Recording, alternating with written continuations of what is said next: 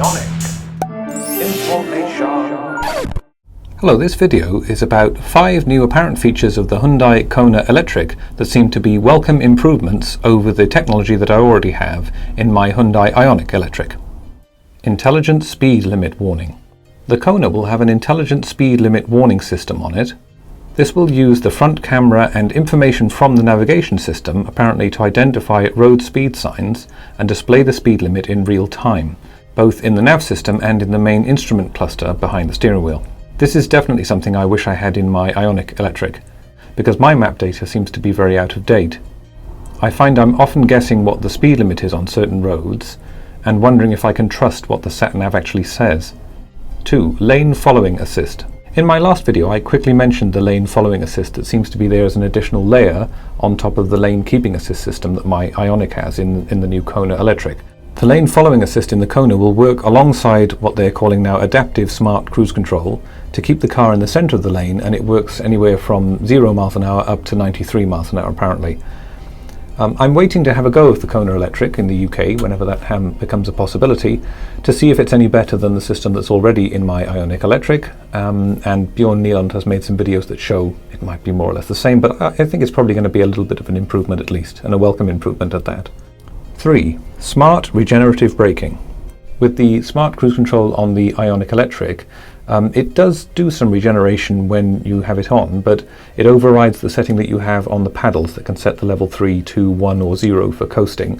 So I'm never quite sure what it's doing, and I don't think it's going to be doing the level of regen or, by opposite, the level of lack of regen or coasting in the same way as I would if I was driving it myself.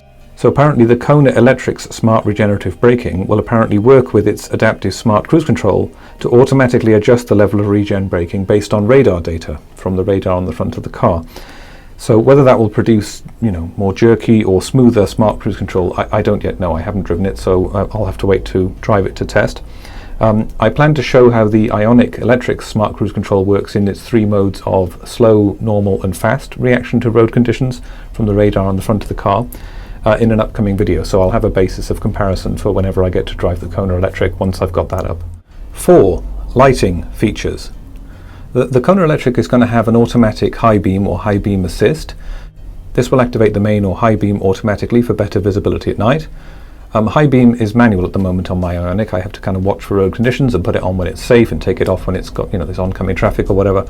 The KONA will also have static cornering lights for improved visibility around curves. Bjorn Nieland has shown these already in one of his videos, parked somewhere in a car park. But I think in the UK, the cornering lights will only be on the premium SE trim. The very top trim is the only one that's going to have this, I think.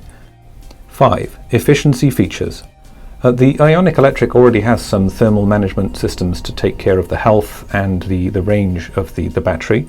And I mentioned these in my 25 lesser known features video about the IONIQ Electric. The KONA seems to have more advanced versions though. Like the IONIQ, the KONA has a heat pump based climate control system, which is very efficient anyway. The KONA also has a battery heater, which I think will activate more often. It might come on automatically at some point, to preserve the battery conditioning and so on. But it'll activate more often, I guess, if you put on the new dedicated winter mode that I've mentioned in previous video is in the car, and I think Bjorn Nieland has now showed it that it's definitely there in the production versions. This seems to be a bit like range mode on the Tesla, so if you've got it on, it'll kind of look after the battery and get you more optimum conditions. And what Hyundai actually says is that this battery heater will support optimal battery conditions for charging or discharging. So I guess it's talking about cooling there as well. So interestingly, Hyundai actually defines what it means by the optimal battery conditions, and it says this is for the battery to be in the range of 20 to 25 degrees Celsius. So I mean, I've heard people talking about where they'd like to keep battery temperatures in the past, if they've got, say, Leaf Spy on a Nissan Leaf. And of course, people have been looking at the battery temperatures quite a lot with the Rapid Gate stories about the new Nissan Leaf 40 kilowatt hour. And there you can, I guess, work out what sort of temperatures will trigger the reduction in the rapid charging speed that you'll get from rapid charge units. But I haven't seen Hyundai talk about what the optimal temperatures is. So to see it's 20 to 25, I guess explains actually why I've been getting such good efficiency numbers in the UK at the moment, when the temperatures have pretty much been in the range 20 to 25 and sometimes higher. Hyundai also says that there's an inner condenser in the climate control system in the KONA Electric, and this apparently also helps increase overall range by up to 10% when the outside temperature is between 10 to 30 degrees Celsius. So I don't really know much about more that, to qualify that statement. We'll have to look into that a bit more in future videos. In terms of aerodynamic efficiency, even though the Kona, I don't particularly like the shape of it, I'm not into these new crossover SUV, small SUV type things. I prefer the kind of sleeker shape and more room in the boot and more room in the back of my IONIQ Electric. And the KONA Electric is definitely a less slippery shape than the IONIQ Electric, so I don't expect the drag coefficient to be as good. But the KONA does still have some efficiency considerations.